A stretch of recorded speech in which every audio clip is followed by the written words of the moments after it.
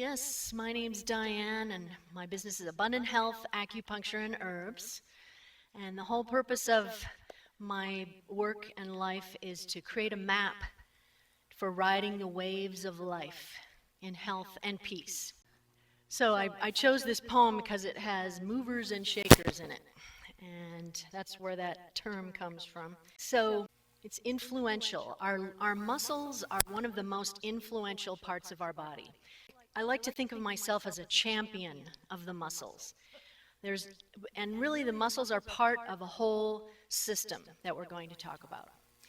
And as you know, the body is incredibly complex. It's a universe of parts and places. And one of the things that I enjoy doing is making the body as simple as possible. And so I've chosen about 18 or 20 muscles to talk about tonight. I found a fabulous reference, which is called triggerpoints.net. Anyway, triggerpoints.net has 111 muscles listed, which is most of the muscles that move around, and has the name, what they do, and a very simple picture of the referral pattern that we'll talk about. So I consider self-massage to be one of the 10 self-care seeds.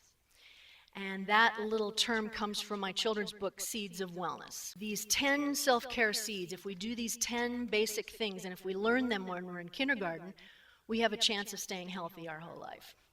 Self-massage is one of my favorite things to talk about. The muscles, I kind of think of them almost like the stepchild of the body. When you look at an x-ray, we'll see, when you look at an x-ray, everything disappears but the bones. And actually the bones are something that you can operate on and it will kind of regrow. Nay, for the muscles. Once they're cut, they just don't repair quite the same. But I'm sure there's lots of good techniques.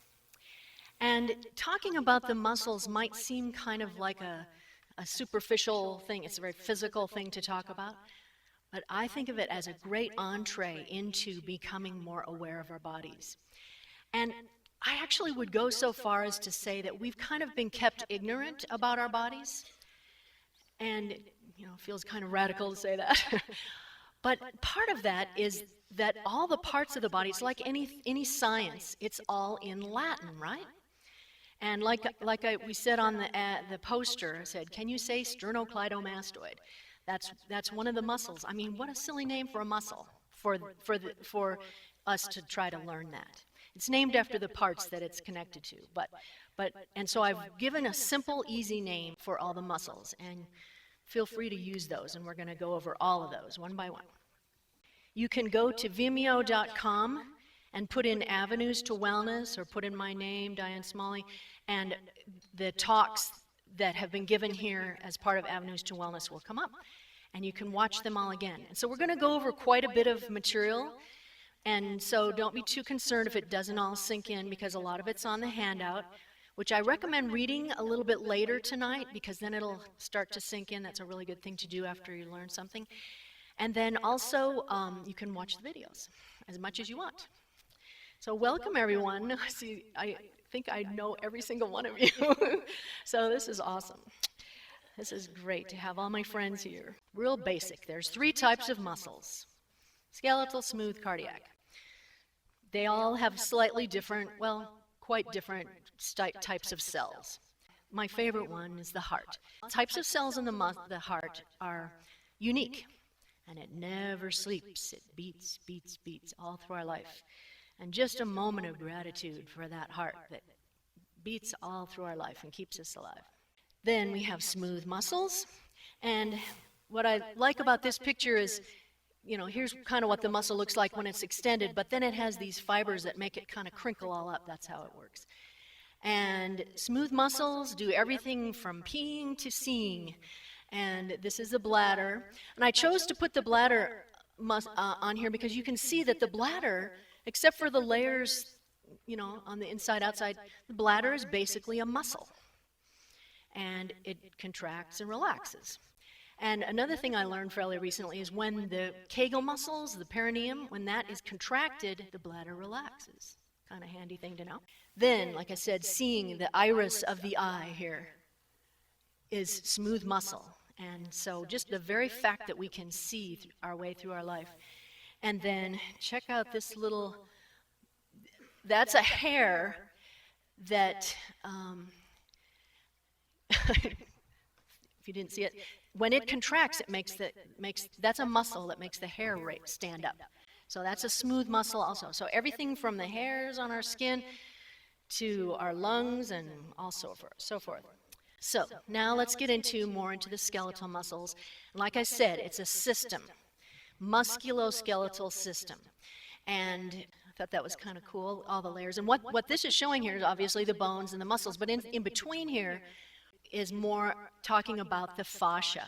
We're going to talk a little bit more about that. So on the deepest level, the bones are intimately connected with the muscles. You can't separate them out. They're all part of the same thing. We're going to be talking a fair amount about the pelvis area. And so you'll notice that there are 5 different bones: the base, which is a name for the sacrum, the tailbone, the coccyx, the blade, which is this part right here, the blade, and then the pubes and the sit bones. The sit bones are obviously what we sit on. They're peeking out right there, and then the pubes in the front. And there's very little movement in that bone. It's essentially a solid piece. We'll come back to the pelvis. Going to be talking a lot about that. It's kind of a private area, so I want you to be able to work on that area. And again, there's a joint between the blade of the pelvis and the base, the sacrum and the ilium. And that joint is the sacroiliac. How many of you have heard of the sacroiliac? All right. Sacroiliac. And so ligaments are the next level. Ligaments link the bones, bone to bone. They're not terribly stretchy. In fact, we really don't want them to stretch too much. We want them to stay healthy. And there's not a lot of fluid exchange at ligaments. And inside the joint capsule, we want that to stay kind of like a little sacred chamber in there. Then, moving on to fascia, kind of coming out a little further. I like this picture. It turns out there's a whole system of working with the fascia, which would be kind of like working with the little finger. I mean, you can't really separate out the fascia. So fascia is a wrapper, not the hip-hop kind. And fascia is also, it's a fibrous kind of material that surrounds every muscle fiber, every muscle group, and every organ. The liver would just be kind of a blob without that fascia wrapper. All through the skin, there's a layer of fascia through there, and that's where the nerves and the blood vessels flow. In fact, the fascia is considered to be more nerve, have more nerve connection to it. And so I chose this because you can see this is a tendon right here of the trapezius muscle we'll talk about, but the white part is the muscle fibers have ended and it turns into the tendon. But down here it's more of see how it's more of a layer there, and it needs to move. So the fascia is going to be more movable and it can stretch as well. And we want our fascia to be more stretched out than tough. And actually being sedentary is going to cause things to be more tough. And I like the 2 pictures because it shows how when you move, it moves with you. And what's one of the most common areas of pain is this low back area. And so you can see there's a lot going on there. We're going to go down through the layers. So now we're down to muscle, although up in the right-hand corner, that's a little close-up of what the fascia looks like. It's kind of like a cobweb. The fibers go all different directions to form a layer. And so here we have that fascia wrapping the muscle, and then when we come down to a little bundle of muscles, there's another layer of fascia there, and each little layer has its own wrapping, and then each fiber has it. Each muscle section has its own wrapping. And then it comes together and becomes a little more cord-like, and that becomes the tendon that attaches the muscle to the bone. So tendons attach muscle to bone. And then the bone also has a layer of fascia around it too. And I chose this picture mostly just to show here's that layer where the fascia is, and that's where all the blood vessels and lymph vessels and nerves will be flowing. So a little bit about the close-up of what's going on in the muscle. Obviously, we're using the bicep as an example here.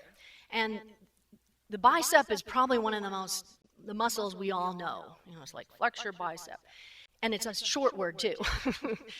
So it's a good one to choose here. So, and you'll see that the bicep is lifting the weight and contracting and then relaxing. And that's the typical thing that the bicep is considered to do. But what I love about this is see how when it's contracting, these little tiny fibers come and grab those green things and contracts and pulls them together. And then when it relaxes, they release and it relaxes. I think that's such a cool drawing there. So here's another interesting point. So when I lift something, my bicep contracts to lift it. But then when it's going back down, unless I just go like that, I'm controlling that release, that extension. So contraction and flexion and extension is called. So when the bicep is flexing, that it's kind of designed to do that, it's shortening. But when it's extending against the weight, it's kind of stopping, dropping, and that's actually a little bit harder on the muscle. The action of lifting is sort of normal for the muscle, but extending under a weight is harder. And that's the difference between walking upstairs and going downstairs. Do you notice the difference with that? So when I take a step down, this muscle, instead of contracting to straighten my knee, it's extending against a weight, and that puts a little more load on it. So that's why sometimes it's easier to go down backwards. But walking down a hill, you want to be careful to use that muscle so you're not clunking onto the knee. And also, that's where we start to use the control to strengthen the muscle. Going down a hill is a great way to strengthen the muscle. So just to review, the bones are the shape and the structure of the body. The ligaments link the bone to bone. The fascia wraps the muscle fibers. The tendon attaches the muscle to the bone. And the muscles I like to think of the muscles as breathing and moving, because there's a very important muscle we're going to talk about in a minute that does our breathing, moves us through life. Here's the amazing two-sided person. It's got back and front on one side. It's pretty cool. And there are over 600 muscles in the body. And that's counting the two sides, a lot of those, but not 600 distinct ones. And I like to think of muscles as the verbs. I can't tell you how many times people come and say, "Oh, I threw my back out." And so there's only one thing that can throw, and that's a muscle. And the bones just don't decide, "Oh, I'm going to go over here." So it's usually the use of the muscle in some way that's pulling on the bone to move it out of where it was. And so we always say, "Well, what were you doing?" "Well, I was shoveling." That's a great way to throw your back out. And there's usually something that the person was doing that caused the bone to move, and it feels like a bone is out. But what we're going to see is that most pain is related to the muscles. My favorite muscle to talk about, and one that's kind of hidden in there that we don't know much about, is the diaphragm. And if you want an easy name, it's the breathing dome, or just the dome, we could call it. And there's our other favorite muscle, the heart, inside there. You can see that they rest right on top of the diaphragm with the fascia in between. And so every time we breathe, it's massaging all the organs in the body. So let's have your hands like this. Here's the diaphragm. And it attaches all the way around. In fact, let's go to the next picture here. This is a great shot of where it's in the rib cage there. See, it makes a dome inside. And just to really get a good picture of it, that's from the bottom. And there's 3 openings, 1, 2, 3, and this is a tendon right here. So all the fibers are going towards the center. Makes it a really unique muscle. So here's our dome. And what happens to it? Let me see what it does when you breathe in. Good, I see it. Okay, it flattens out. If you have if something is this shape and it's getting shorter, it's going to flatten out. Okay, so let's breathe in. Seems a little counterintuitive, doesn't it? But it's flattening out on the inhale, and then exhaling and relaxing. And so that's why the belly gets big when we breathe in, because it's got to get out of the way of that diaphragm, that dome. So breathing in, let's now put your hand on your stomach and notice that it's when you breathe in, so get bigger, and exhale, flattens out. Now, when you're breathing on purpose, it's good to say breathe in, 2, out, 4, something like that. Otherwise, you'll hyperventilate. I've seen that happen before.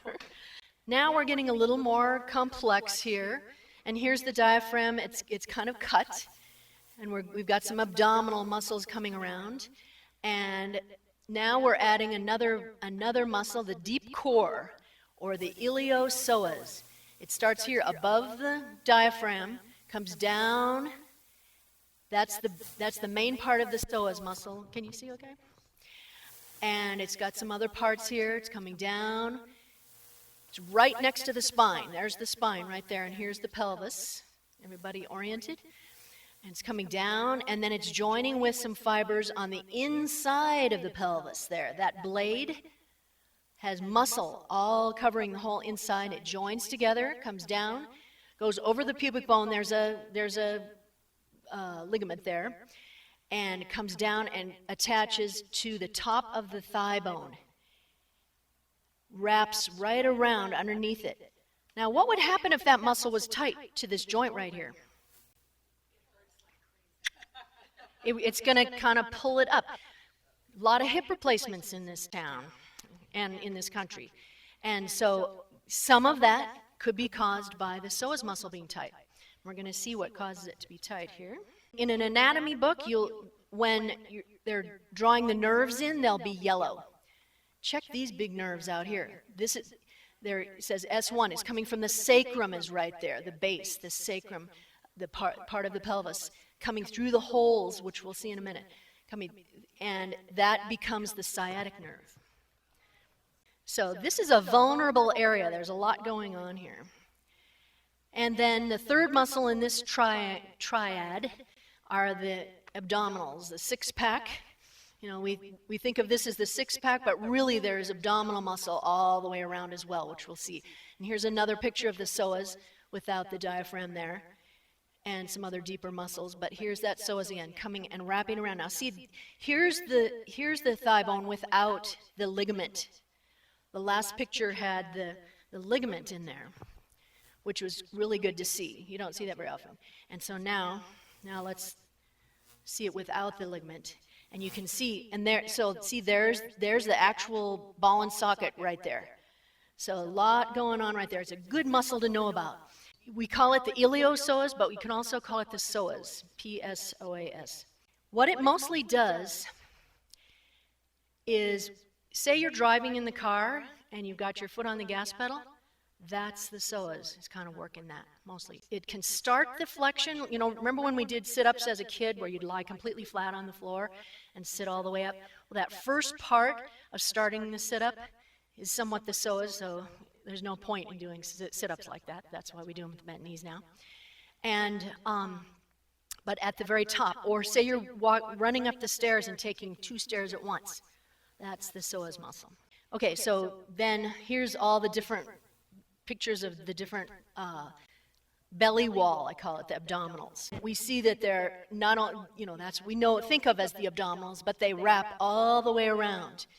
And really the abdominal muscles are back muscles, because their job is to keep stability of the trunk to the pelvis and support the back. So the more toned our abdominals are, our belly wall is, safer we'll be with our back, and the more the psoas can relax.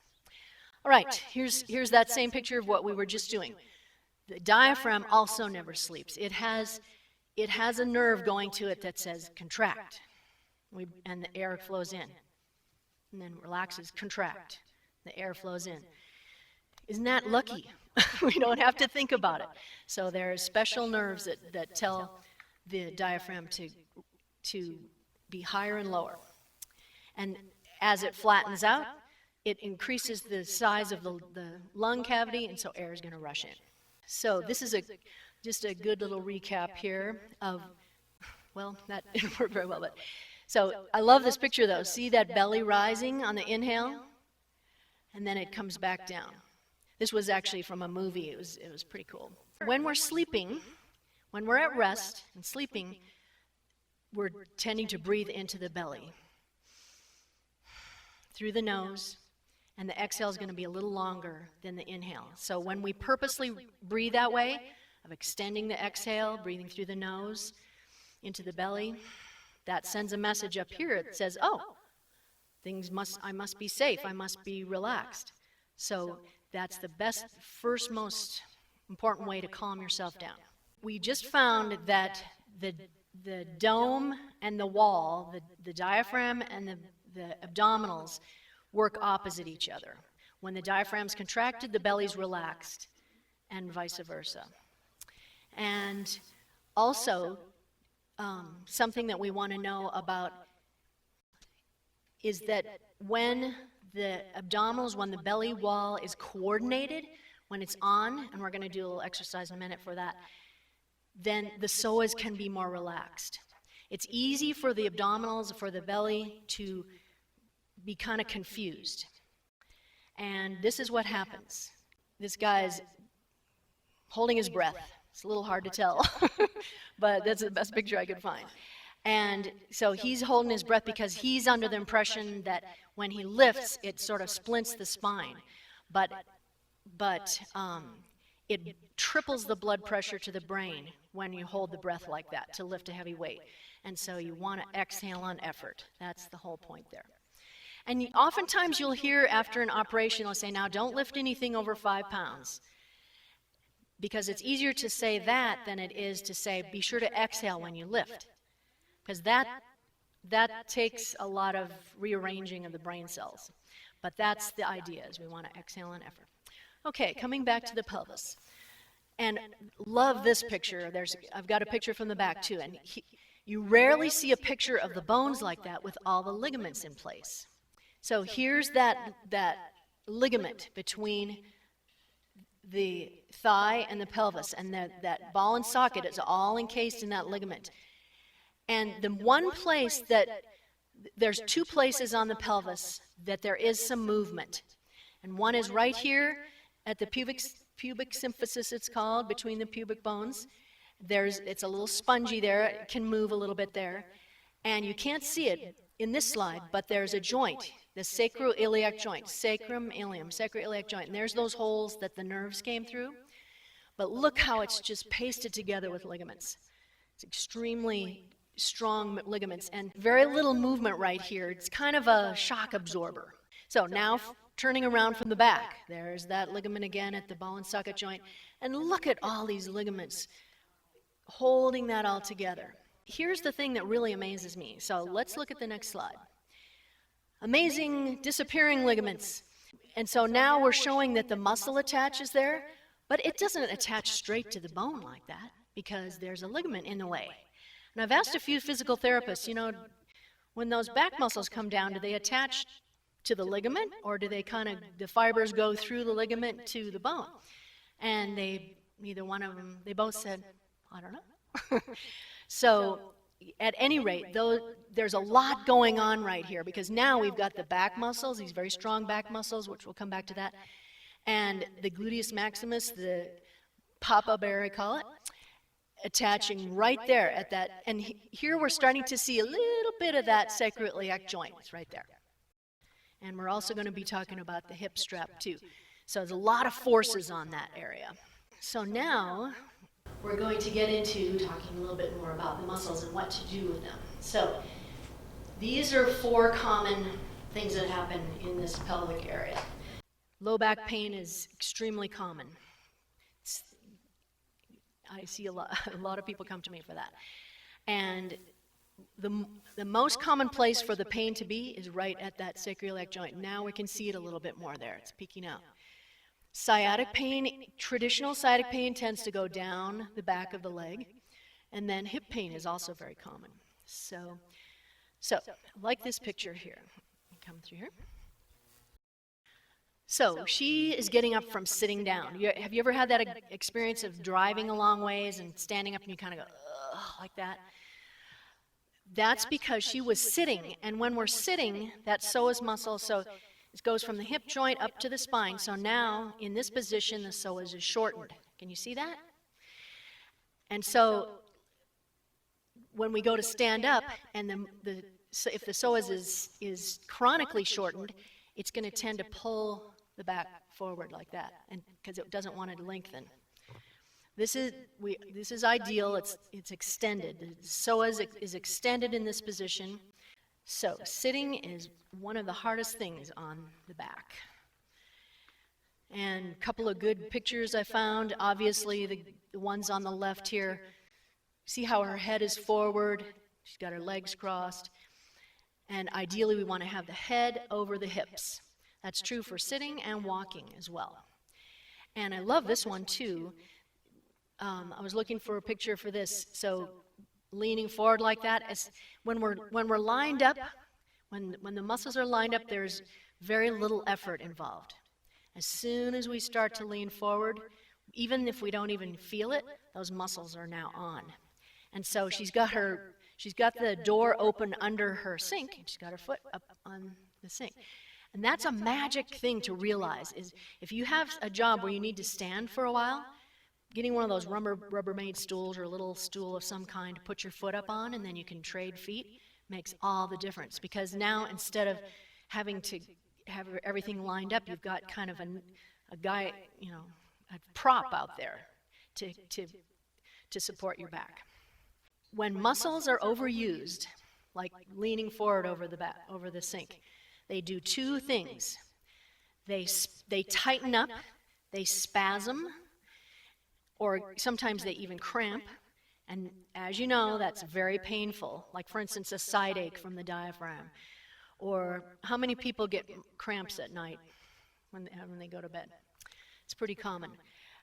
And then, so now we've got a muscle that's tight, and I kind of think of it, the muscle wants to keep going, so it spreads the pain out. And that's called referred pain. And another interesting thing about the muscle is that, so say that I'm using my bicep, I'm hammering or something, and the fibers will kind of trade around. This fiber will do the work, then this one, then this one, then this one. And eventually the whole muscle gets fatigued, and that's when it will tend to be spasm. And so basically that sensation of the spasm is the muscle talking to you, sending a signal out saying, hey, rub me.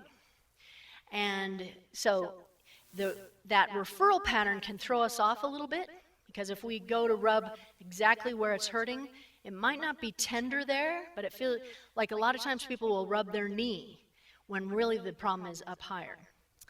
And so we have to kind of be a detective and start looking for the tender spots. This is the technique. This is on your handout, and I'm just going to throw a few of these out here. You can play with these. Unfortunately, we don't have a lot of wall space in this room, but let me show you how this is going to work. So yeah, we've got lots of good wall space. Can everybody see me if I go back here?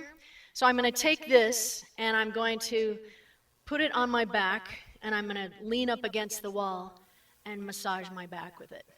So you can get to any part of your back, any part of your body with a tool.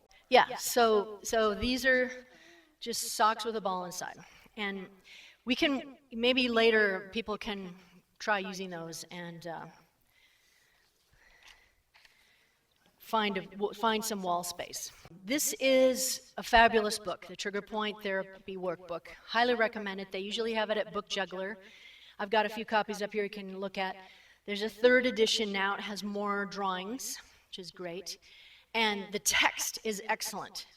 It goes through in a lot of detail and very well written about how to work on your own muscles. And there's a whole array of tools, which I brought with me. You can try later. This is an example of, so here's the iliopsoas muscle that we're working on. And these X's are spots that are commonly have trigger points in them. And the only one that you would be able to get to is that one right there, because this is deep, deep, deep under the organs. You might be able to get just inside the hip bone, but you'd have to go through the abdominal muscles to get to it. So this one will tend to refer pain. The red stippled area is where you might the pain might be referred to. So you think, oh, gee, there's something wrong with the front of my leg. But really, it's on the psoas muscle. And here's another key thing. Look at that. When you think back pain, that's going to be the most common area where it's going to be. It could be happening anywhere in here, and a little less likely out here in the dotted area. And you might be working back there, and there might be muscles that are tangled there as well. But really, it's going to be deep inside. The psoas is a little tough to get at. So another spot that people will say, "Oh gosh, my back hurts all the way across." And look where it's coming from. The six-pack here in the front. So we want to shorten the muscle a little bit and get in there with the dowel. And you can use your hands, but it's a lot easier to hold this than it is to use your hands to work on it. Anybody ever heard of Egoscue? I think it's Pete Egoscue. Yeah. This is the classic, they call it static back, which I don't really care for that. It's lying on a cube. But this is a great exercise or relaxation to do to relax the back. And it's a great position to then do some self-massage in as well. You can just use a chair, stack up some pillows, but they actually use this cube. And that is highly recommended for when there's back pain. Before we go forward, let's learn how to activate the abdominals. And there's a way to do it standing up, so let's all do that. It's time to have a little stand-up break. Put your feet kind of parallel, but not right next to each other. And what we're going to do is we're going to kind of rock back and forth, about 2 or 3 inches back and forth. And do you notice when you rock forward, the back kind of engages? And when you walk back, the front kind of engages? Okay, so that's exactly what we want. If we inhale as we rock forward, that's coordinating the abdominals, because the abdominals are relaxed when we rock forward, and they're relaxed when we breathe in. And then when we rock back, we exhale, because the abdominals are on when we're rocking back, and they're on when we're exhaling, okay? So that's something you can do when you're waiting in line. Inhale forward, exhale back, okay? And then this is something we'll do at the end as well. Okay, very good. Go ahead and have a seat. So I'll demonstrate this, and you can do it on the floor if you want. But this is the way to do it lying down. You're going to inhale, arch, and then exhale and lift your head in one leg. Inhale, arch, and then exhale. And what that does is it causes the abdominals to be coordinated. There's 2 nerve centers that tell the abdominals what to do. One has to do with the breathing, the other has to do with, moving the torso. And so by coordinating those 2, now the abdominals are on, and if I do some abdominal exercises, the belly wall is going to say, yes, I know what you're doing, and I'm there for you, and I'm going to strengthen. People can have, when the abdominals are off, there tends to be kind of a lordosis here, we call it, an extra curve, and so you can kind of tell, and that will also make it so the back isn't being supported. So now not only is it pinched, it's not supported, and so there's going to tend to be back pain there. So one of the best ways to help back pain is to coordinate the abdominals. Then the scale underneath here is doing a hip hinge. And, a lot of us have been taught that you pick up things by bending your knees. Well, that's really hard on the knees, actually, if you do it for a lifetime. And so we want to hinge from the hips. If you want to stand up again, sort of, you feel that hinge at the hips, and it feels like you're sticking your bottom out. So that's just kind of what it feels like. So, and then you hinge forward, and your knees are loose, not straight. They're kind of bent a little bit. And if you put your feet way apart, then you can get down to the floor, and you can rest your elbow right on your knee, and you can get down to the floor and pull those weeds. So but the point here that we're saying is we want the back to be nice and straight. See how she's checking her back there? As soon as it's curved like that, that's going to put a lot of strain on the back. So it took me a long time to figure out why. I always wondered how those people could plant rice all day, it's bent over like that. But really, once I'm doing that, my torso is literally just hanging from my hips. And and it's kind of resting on my legs almost. One thing though, it really requires nice long hamstrings. So we're going to be coming back to that in a little bit too. So moving on, we're still on the hips and low back pain. And I just came up with these names for these three muscles: Papa Bear, Mama Bear, and Baby Bear. And we all know the gluteus maximus, that's the main butt muscle. But underneath it are two fan-like muscles. In fact, there's another picture here, a little bit more artistic. And I like these two because they have some of the ligaments there. But see how they fill in that whole hip blade right there. And then underneath that one is another one down a little lower. And these are the muscles that are responsible for walking, keeping us upright. If you stand on one foot, that gluteus on that side is really, those bears are really working. And so every time we take a step, we're on one foot, right? We're going from one foot to the next. So we want those muscles to be nice and free, and they're working our whole life. So we have to work on them. It's just they really need that. And now let's look at the referral pattern for those. Now, does that sort of look like sciatic? I think I might have something wrong with my sciatic. But it's the gluteus muscle there. Have a nice meditation. And it's referring to all these areas. And again, this is on that triggerpoints.net. You can refer to that some more. Let's look at for the mama bear. Now it's spreading out even a little more. And look at that, right to the center. How many times have you had pain in the center of the back when it's really coming from the mama bear? And then the baby bear goes all the way down the leg. So that muscle, and those three muscles are the only ones that attach right to the tip of the greater trochanter, the pointy bone on the top of the thigh bone there. And then there's the ball and socket going in. And so they're the ones that hold that hip up. And so that's a good one for you can reach those with that dowel. See if you can find a tender spot. If you put your hands on your hips, you'll be on that ilium there, that blade. And just below that, up a little higher, right down from the top. In fact, feel for that bone there, that blade, that top of the blade. Just below that, can you feel some tender spots? Okay, that means it needs some massage. No, I would use it like that. So we skipped right over that. So we're using a tool. We're looking for the tender spots. And notice I'm not going like this. I'm taking the skin with me. I'm taking the clothes and the skin with me. That's really important. And so I'm pressing into the muscle layer, and I'm doing kind of a circular motion. I'm pressing one direction and then circling back to where I started. I'm pressing in one direction and circling back. So I'm just on one tender spot. And you don't want to, it's not back and forth fast. It's a circular motion. Press and return. Press and return. So we're pressing in one direction. And it's kind of slow like that, and we count to 10.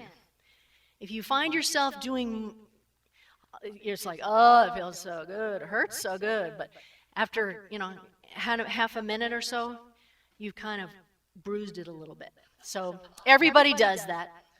I've done it myself many times. And so you want to just count to 10 and stop. And then do it again. Count to 10 and do it again. Okay, another muscle, the hip strap, the piriformis. So here's that hip strap again, and there's the sciatic nerve coming through that muscle. So most sciatic pain is because of a muscle. In fact, they're starting to call it the piriformis syndrome. And so this picture also shows the other rotator muscles. The piriformis rotates that leg out, and so it needs work. You want to be careful not to press right on the nerve, and then look at the referral pattern for the piriformis. Looks just like sciatic pain. This is a good stretch for the psoas. You've probably all done that. Put one foot up on the other knee, and you can start by just sitting up straight with that, and then coming forward just a little bit. You want keep your back nice and straight. You don't have to go forward at all. Just once you sit up, you'll feel that psoas stretch. Okay, be careful with that. Then we've got what I call the pocket muscle, this one right here. And look how it has a tendon that goes all the way down to the knee. That's the fascia we're talking about, and this can be incredibly tender, and there's one just like it on the inside of the knee. I don't know about you, but that's one of the most tender spots, and I always wondered, why is that so tender? And I realize now, studying this, learning this, the fascia there is part of why it's so tender. Okay, so now we're going into looking at knee pain, and love this picture of the quadricep. Quad means four, right? And there's four of them. There's the outer, the inner, the main one in here, and there's one underneath that. So there's four muscles there. And that's the biggest muscle group in the body, and it's responsible for walking. And we want to keep these muscles free of tangles, and we want to keep them strong so we can walk for our whole life. Here's a sad knee right here. That's called inflammation. Just a few words about inflammation here. So, great picture of a cell just breaking up. Cells, when there's inflammation, the cell breaks up. And the signs of inflammation: pain, swelling, redness, heat, and impairment. And this is just a place marker here for when the cell wall breaks down. There are some little chemicals involved, and are created, one of which is called resolvin. I love that name because those chemicals are like the person with the clipboard who says, okay, let's heal up this inflammation. We're going to bring in these cells and these cells and these cells, and we're going to do this process of resolving that inflammation. And unfortunately, the formation of those are blocked by Advil, which is ibuprofen and so forth. Ibuprofen is used all the time for inflammation, and what it does is it suppresses the inflammation, and when it wears off, it comes back up. So the solution is Mariva, or a form of turmeric that's like that, and there's a whole page on that in your handout as well. A very good anti-inflammatory.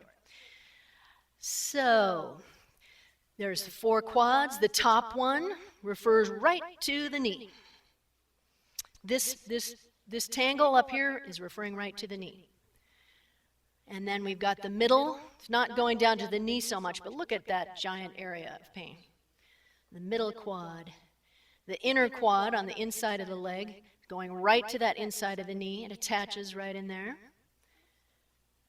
And the outer quad. Look at all these areas along here. This could be also partly the pocket muscle there. So here's the muscle with all the areas that it refers to.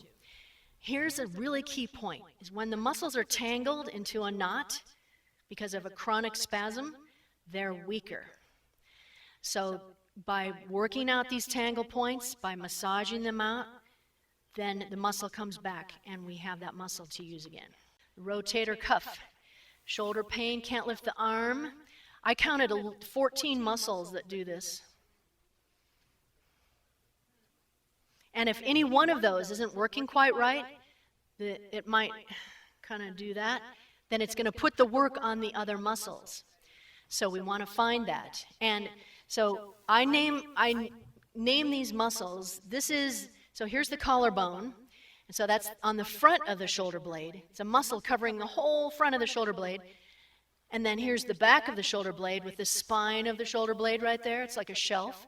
And there's a muscle on the underside and the top side.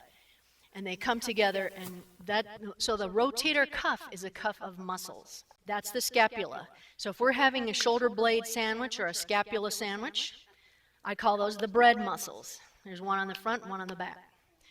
And this is where we're going to start to use the ball against the wall. It's this cuff of muscles where they attach. Yeah, and here. Yeah. Yes, the tendons of the muscle come and cuff the top of that shoulder bone. There's about 3 or 4 muscles here. So the back bread, the one that's on the back, this is also very common. People come and say, oh, my shoulder is hurting right here. And I know right away it's from the back. And what I finally realized is that muscle's on the back. We never see it, but those blade muscles, those bread muscles are always working. And so it's going to refer to the front of the shoulder blade right there. And I put sign up because that's what the back one does. You hold the sign up. It's the muscle that does that. And the one on the front puts the sign down. Even though they're holding the sign up, it's the one that's going like that. So if you're playing a guitar, that left hand is that infraspinatus is going to need some work. He's got his arm up here to show where the muscle is coming from. It's deep underneath. So here, let's find this edge of the shoulder blade right here. And what I do is I cross over and see if you can feel the edge of that bone. It's usually kind of tender. Reach underneath your arm there. Anybody having trouble finding it? You've got that blade, that edge of the blade, so you want to go behind that and also underneath in the front. If you let your arm kind of drop, you can just barely get into that front bread muscle, that sign down muscle, which is tough. So that's one reason why shoulder pain kind of lingers a lot, is because that muscle is hard to get to. So here's another key muscle. I call them the guy wires of the neck. They're the scalenes. They attach to the sides of the neck, come down under the collarbone, which is cut right there. That's the collarbone being cut to the first rib and the second rib as well. These muscles are always working. See if you can put your fingers right on the side of your neck and just kind of go back and forth. You'll feel them flexing a little bit. So anytime you're using your arm, that muscle is going to be working. And they're small muscles. And here's the kicker with that. Look at all the places, the scalenes, these are called. There's three little muscles. Look at where they refer. Not only the front of the shoulder, but this spot right there. Anytime there's pain under the shoulder blade there, you want to work on the scalenes. And check it out. So here they are again. It's a little bit hard to see, but here's that collarbone again. It's cut. And here's that first rib where it's attaching. And remember what yellow things are? They're nerves. And they've been cut as well, but those are the nerves that go, and they're like the sciatic of the arm. It's the brachial plexus. It goes out and runs the arm. And look at what they're doing. They're getting pinched by those tight muscles right there. So that's why they refer down the whole arm. So any kind of arm pain, you want to work on the scalenes. Very gently. Those muscles are kind of small, so we want to be real careful with those. We'll come back to those in just a second. I'll show you how to find them. And one more on the back, the check rein, it's called sometimes, of the shoulder blade coming up here. And that can cause a lot of havoc in the shoulder as well, that upper part of the shoulder. It's called the check rein because anytime the head goes forward, that's the muscle that keeps it from going. You think, well, gosh, my head's not going to fall forward, but it's because we take the muscles for granted sometimes. Look at all the muscles on the back of the neck. And look where they attach. All along there. All along up here. Yeah. So those muscles in the back of the neck, there's a bunch of them. They all start with S. Look where they refer to. How many times have you had a headache by your eye? A band around the head. These tend to cause that band. Look at the top of the head right there. So that's where we would use. They sell these at Rite Aid. It's the same material that they make those blow-up balls, those exercise balls with. You put it on your bed or on the floor, and you can lie on it, and if you bend your knees up and kind of roll your feet back and forth, you can roll on it and massage your neck. It's really great. I'll pass that around. Yes, that's what it's for. This little baby's got to be about 6 months old, because that's when it takes 6 months for those muscles to really start to work, as I'm sure all of you parents know. So they've been, and once we learn how to lift our head, do we ever think about how we lift our head again? No. Here's a key headache muscle, and this is the one from the flyer.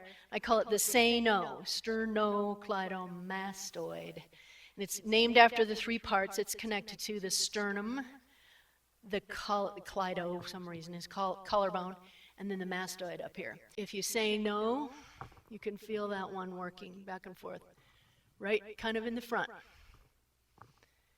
So cross over with one hand. You can kind of hold the elbow. It makes it a little easier. And see if you can really grab that whole muscle. You're too far back, Josie. A little further front. It's further front than you think. Because remember, it's coming. Feel it right down here by your collarbone. And then, so it's in the front. Now, once you have that, where your fingers are pointing are the scalenes, those guy wire muscles. Okay? Let me see. Yeah, right there. Let's see. Right there. Yes. Yeah, that's a tender one. It's on an angle like this. So it's right there. Everybody got it? You know it? You know that muscle? Okay, good. Anybody having trouble finding their sternocleidomastoid? And there's muscles in the front and the back here too. So usually there's more than one muscle going on. Trapezius, one of the coolest muscles ever. Look how far down it starts, right in the middle of the back. And these fibers go, so all muscles have two ends, 2 attachments. So this muscle is attached all along the spine, all the way up. That's the tendon. And then the other side is the shoulder blade, all along the shoulder blade here. That shelf of the shoulder blade is where it attaches. And so the bottom fibers come up, the middle fibers go straight across, and the top fibers come down to the shoulder blade. And we tend to use the upper part all the time. And who doesn't have knots in the top of their trapezius? So here's a cool thing, is to see if you can gauge that lower trapezius. Kind of pull the shoulder blades down. It feels really good. And but that one can use a lot of work. And it causes lots of problems in the head. One more for the head here. Chewing muscles is a completely different picture. So here's the muscle right here. You can see the drawing of it. It's the strongest muscle in the body for its size. And look at where it refers to, all up above the eyebrow. Okay, masseter. That's from when we used to catch our food with our teeth. Let's run through them real quick. So I'm waking up. I'm starting in the east. Always start in the east. I'm going to exhale as I stretch. I'm not going to hold my breath when I stretch. I'm going to rub my neck a little bit. Lift the hips. We did that already. Bring the knee to the chest. Maybe both knees to the chest.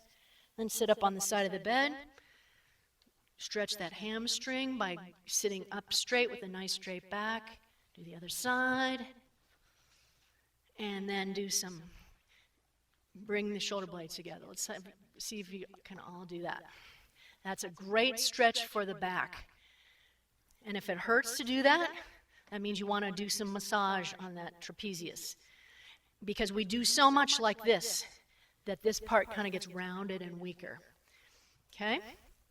And then now we're up.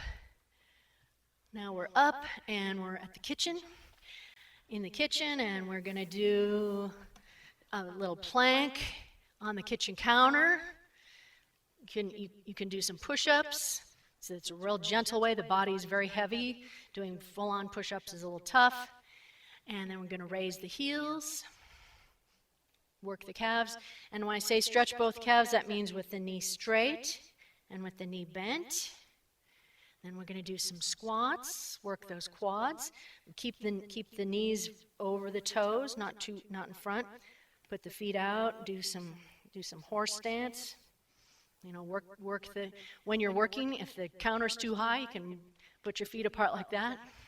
Get yourself down low. It's great stretch, great workout for the legs. And then my favorite one of all, which I'm not going to do in that, grab the kitchen sink and stretch back like that with your back straight. It feels really great. Or it's even better with a limb or a chin-up bar or something like that. Like you're going to sit back holding that. It pulls all that out, which is the opposite of what we do all day. So, let's see. And then up in the top corner there, this is exactly from your handout. Let's all do this. Let's put one foot back. Not very far, just a little bit. Feet kind of parallel. And then your knees bent. All you're going to do is weight on both feet. You're going to tuck under the pelvis. And the leg that's back is being hyperextended. Do you feel that a little bit in the front? You're stretching the psoas. You're tucking the pelvis under. Tucking the pelvis forward like that. You're stretching the psoas muscle. So we want long psoas and toned abs. That makes a happy back. And I don't think we need to go through this, but this is the moon salutation. I put this on your handout. It's the opposite of a sun salute, because that's all this plane. Moon is back and forth, reaching out, stretching. So that's a nice stretch process. And some doors only open from the inside. So by working on our bodies, it really is a door to the rest of our life. So thank you very much. Yes, and please feel free to come up with questions.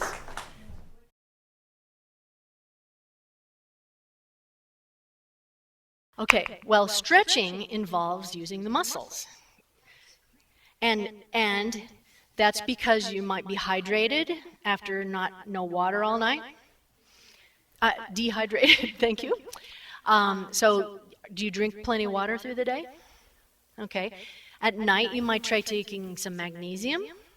A good form of magnesium, like magnesium glycinate or threonate or taurate or malate. Citrate is okay. It might cause loose stools. Those other ones don't tend to do that. And you probably wouldn't cramp, because the muscles need magnesium. That's another little thing I had here. Yeah, the muscles really need all the minerals. So you might be low on minerals. And magnesium is the main anti-cramping mineral. Yes? Don't point your toes. Stretch. Point your heel. Yeah. Carlin just had a great suggestion. When you go to stretch, flex your feet up. Push with your heel when you stretch. Because if you point your toe, that's going to let the calf cramp. So, do you try that sometimes? Then this cramps. Yeah, then the front cramps. Yeah. I get cramps on the side, and it's the peroneals. It's the weirdest feelings, like your legs blowing up.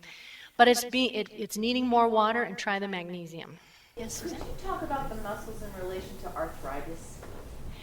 Okay, so arthritis, arthur means joint, and itis means inflammation. And it's a word that's kind of gotten used for lots of different things. Everything from, a sprain would be arthritis.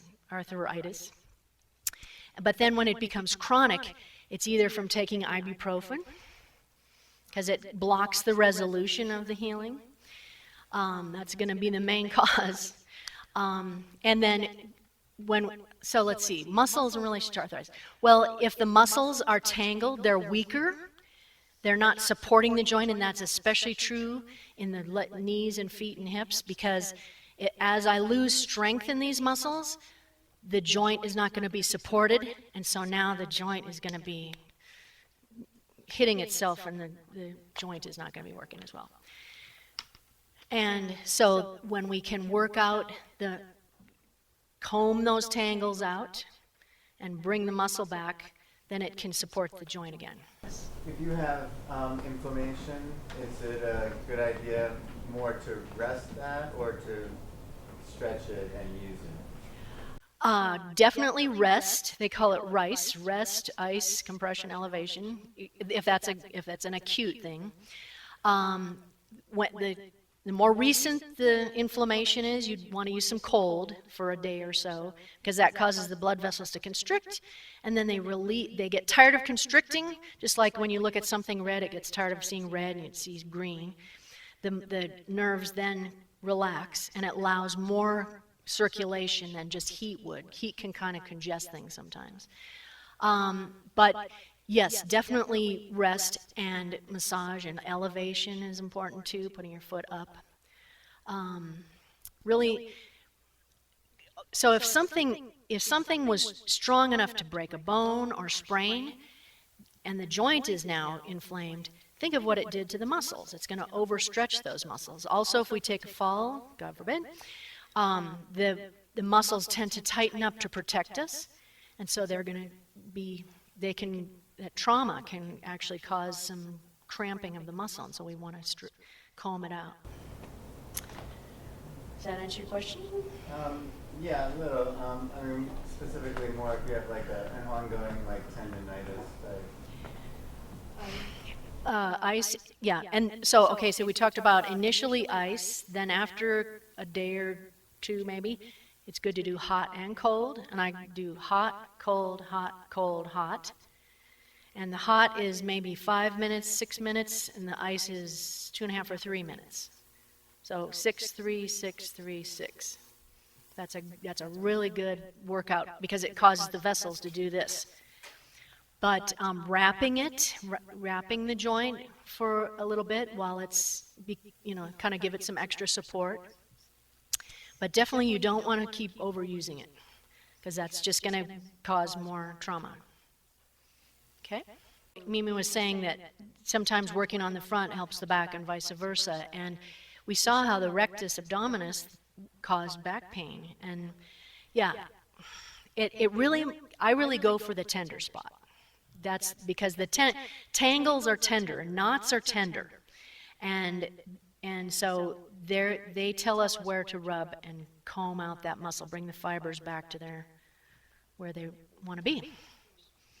Just a little bit more on arthritis. So is that a condition?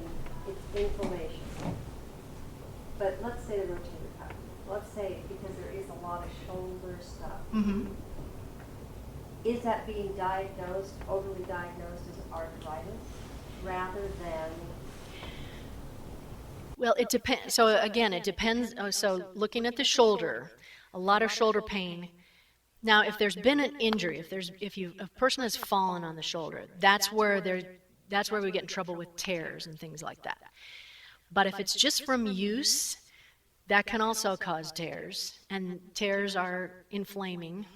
But it's the body trying to heal itself. So probably the very best thing would be to not use it at all so that it can heal, so the tissues can heal. And nutrition is super important all the time. Our sugars and our grains are the hardest thing on the body. And and then doing the massage, working on those trigger points. Because I think a lot of problems are diagnosed as arthritis when really it's a muscle spasm that's causing the referred pain. It's quite a journey learning about all the muscles and parts. Thank you. Thank you all for coming.